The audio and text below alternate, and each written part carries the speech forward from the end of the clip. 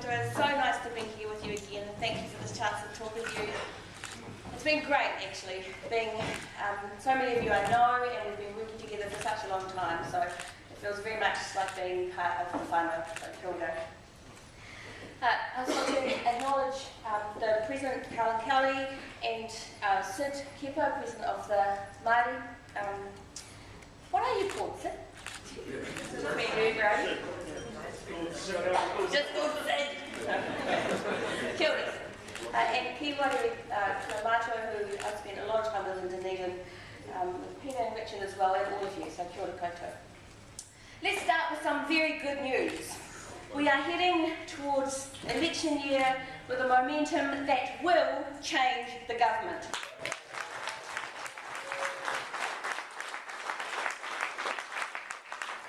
A real sense of purpose is growing in this country. And what is so exciting is that momentum that we are all building is driving us towards doing good things for people and good things for our planet. Workers and their unions are among those who are at the very heart of this gathering momentum. As the biggest democratic movement in the country, you connect to hundreds of thousands of working people and are making a difference in their lives and communities every day.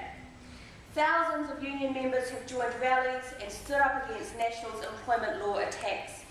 The Select Committee hearing submissions on the government's proposed employment law changes has had to hold hearings for many more weeks up and down the country because of the overwhelming number of working people, union people, who have said no to winding back protections for new workers, vulnerable workers and organised workers. Momentum is gathering to confront the disgraceful death and accident toll in our forest industry. And while Simon Bridges continues to keep his head firmly buried in the sand, you have persuaded the Forest Owners Association to commission an independent review into the forest sector and raise public awareness of this disgraceful national tragedy. Progressive movements understand a single truth: the importance of standing up and being counted every single day. And you can't go past Mahatma Gandhi, just to name check, his description of this process. First they ignore you, then they laugh at you, then they fight you, and then you win. NZEI is fighting the battle against national standards, and with the PBTA are standing up against the privatisation of education through charter schools. This is a fight that we will take up in government next year when we abolish charter schools.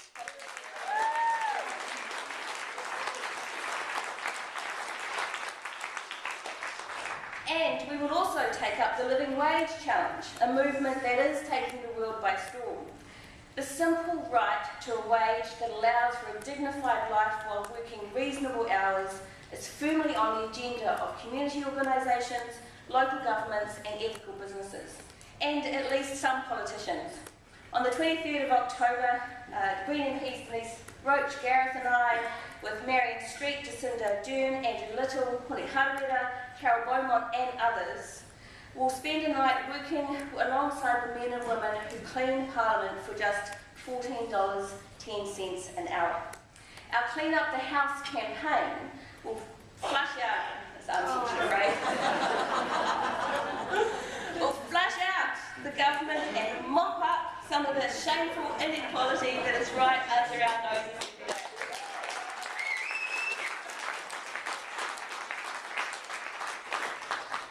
If paying a living wage is incompatible with contracting out services to giant overseas-owned service providers, then the Green Party is very clear about which option is best for New Zealand. I do just want to, for a moment, raise an issue, having commented on David Cunliffe's commitment to living wage yesterday. We are so pleased that the Labour Party has made such a strong commitment to a living wage and to a living wage for the core public service. Make no mistake.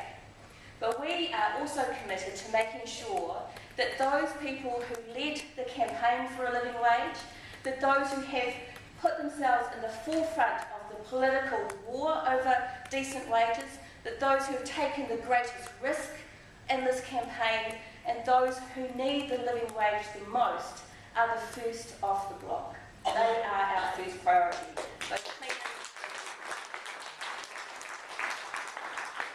So make no mistake, the living wage will be on the agenda of a progressive government next year for the lowest paid contractors like parliamentary cleaners, for all of those in the core parliamentary service. That is our promise.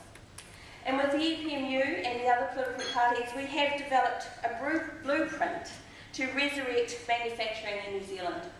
The highly successful cross-party parliamentary inquiry into manufacturing does offer a roadmap and a set of real action to turn around the loss of over 40,000 jobs in the manufacturing sector under this government.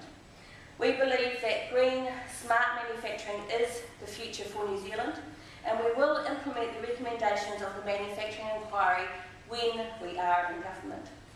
These campaigns have all captured the public's imagination and have built real political momentum.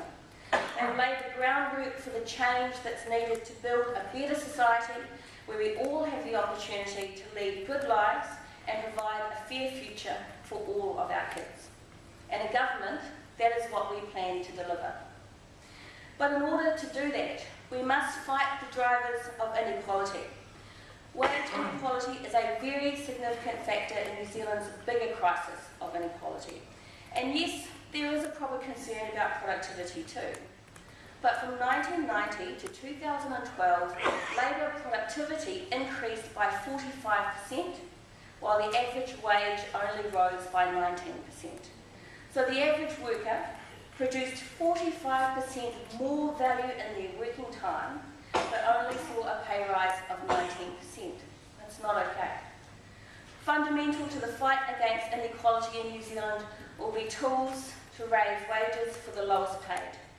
The living wage is one tool that the government can put into place as an employer and as a procurer of government services. But the government is also a regulator and also a lawmaker. So we, the Greens, remain committed to an immediate increase in the minimum wage to $15 an hour and to an increase in the minimum wage so that it is set at 2/3 of the average wage, or, incidentally, $18.35 in today's terms, which would match the living wage.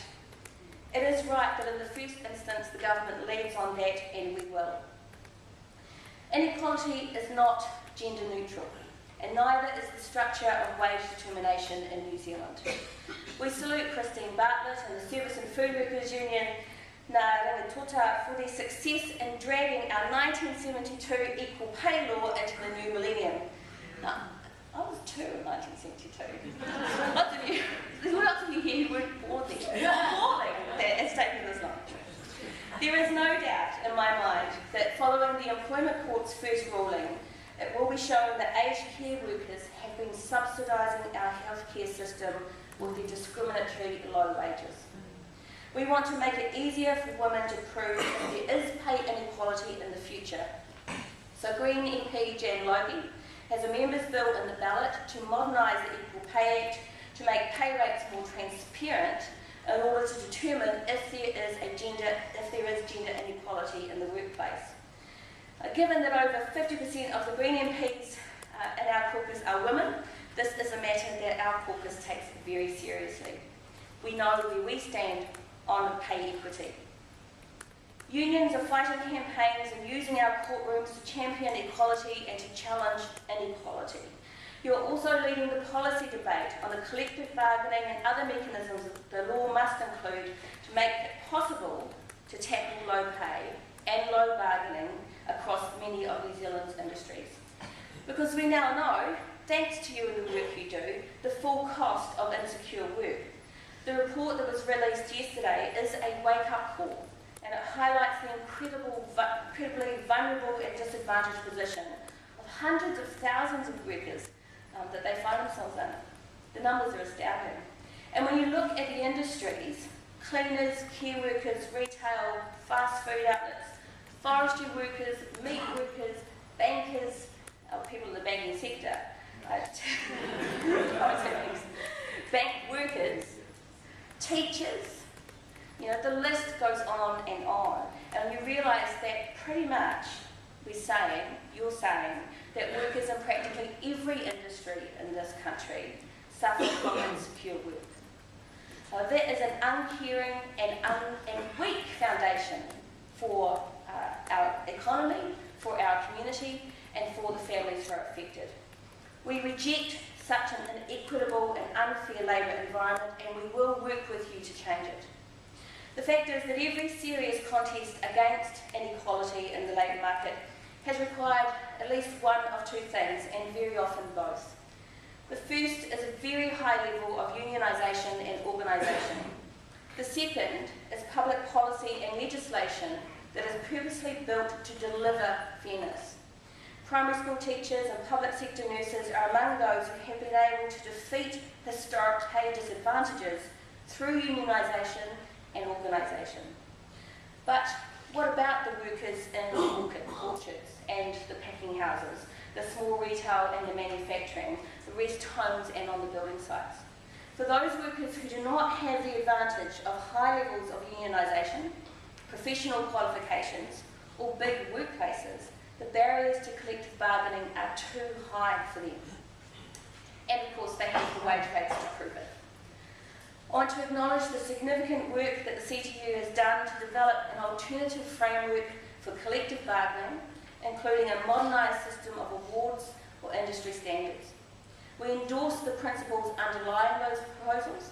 Some of them, of course, are identified in the Insecure Work Report, and we will be considering them in detail as we review our own industrial relations policy. Denise, I think, talked about this with you yesterday. We can and will tackle inequality with living wages, pay equity, and a collective bargaining and wage setting framework that protects insecure workers and includes those workers in small and remote workplaces. We can and must also tackle inequality in education and in health. Housing policy has a very significant impact on equality. It's the Public Health Association's #1 priority. The government's housing policies are forcing wealth to the top while shutting out those at the very bottom. Without a capital gains tax on property other than the family home, as an example, John Key will pay no tax if he sells his beach house at Omaha. Meanwhile, Jane Ekerere, who cleans his toilet at Parliament, will pay tax on every single dollar that she earns. It is not fair, and we're going to change that as well.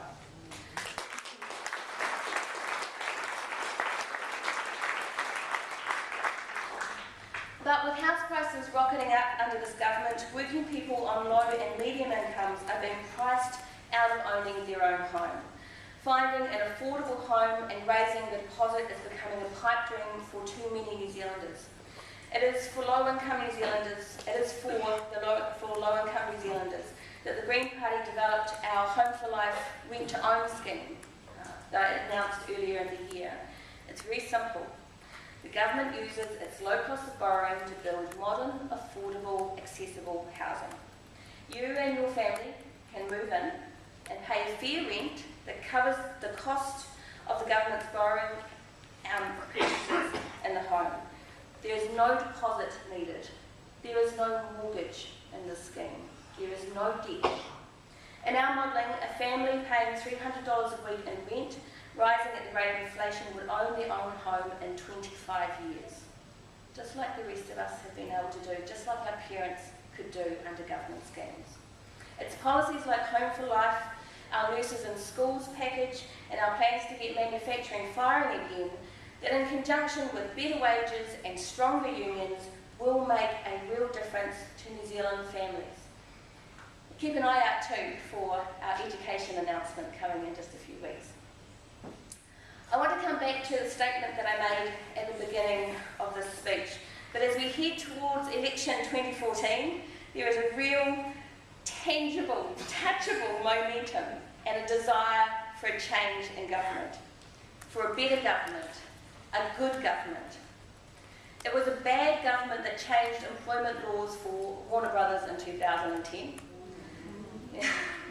It's a bad government that banned protests against dangerous deep-sea oil drilling rigs, legislated over the rights of parents of disabled children to be paid for their work, and abolished democracy in Canterbury to push through environmentally damaging irrigation schemes.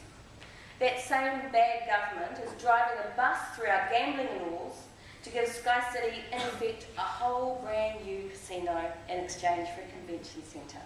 Lucky them.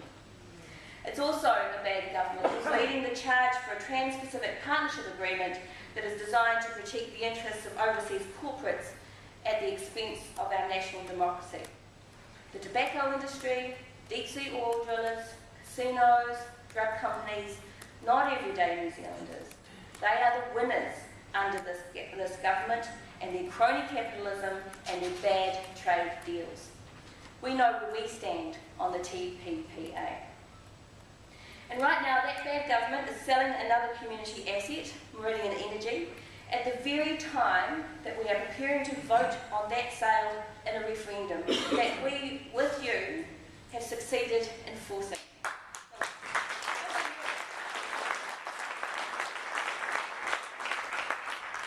We know, you know, Grey Power knows, Greenpeace knows, student associations know, and every opposition party in Parliament knows where we stand on asset sales. Despite John Key's bravado, a decent turnout in this referendum and an overwhelming no vote is the last thing that his government wants to finish this year with. The postal vote will take place from the 22nd of November to 13 December, and imagine if every unionised worker and the voters in their household voted no on that referendum. It would easily outnumber the million votes that the National Party got in 2011, votes which the government is claiming as a mandate. So this is our chance to prove once and for all that this government does not have, and no government will ever have, a mandate from New Zealanders to sell our assets, not to overseas interests and not to a handful of local wealthy investors either. Thank you. Unions can make a massive difference to the outcome of this referendum by making sure that members and their workmates are on the roll and getting them to bring their votes into work, for collection and for posting. The Green Party will be launching our No Vote campaign this weekend. We will work very hard to win this referendum because together we can save our assets. Unions make a massive difference to the outcome of this referendum. Oh, actually, there's a repeat, excuse me. The 2014 election will be nothing less than a contest of values. In Auckland, it will be a contest between literally the casino economy and a Sky City-led growth strategy, or a city that's built on education, on innovation, and smart green transportation. The relationship between its industrial heart and its beautiful and productive hinterland. In Christchurch, we will pitch our vision for an accessible green rebuild and the restoration of local against the key government any day. In the regions, we must win the battle for the land and the resources that underpin our real wealth as a people and make good green jobs out of them. To this end, we have offered to work closely with the CTU leadership on new frameworks to support workers between jobs and in changing industries. The volatile mix of rapidly deteriorating climate and a smaller, more connected modern world means that the secure jobs of today could well be vulnerable jobs tomorrow. And a good government plans for workers in a climate change world. Here in Wellington, we must work with the public service to unlock the talent and the creativity that a progressive movement, a progressive government will draw on. And in this contest, we are going to see the right fighting hard and dirty against us. Right now, the polls are pointing to the potential for a government that can bring together the major progressive political movements in this country as a very good government. So let's work together in 2014 to first fight and win an election campaign to make Aotearoa smarter, greener and more compassionate. Let's use the next 2 months to show that we have got what it takes to win by securing a huge no vote in the asset sales referendum. That will be the best end to 2013. And then, my friends, we'll all take it from there. Kia ora koutou katoa.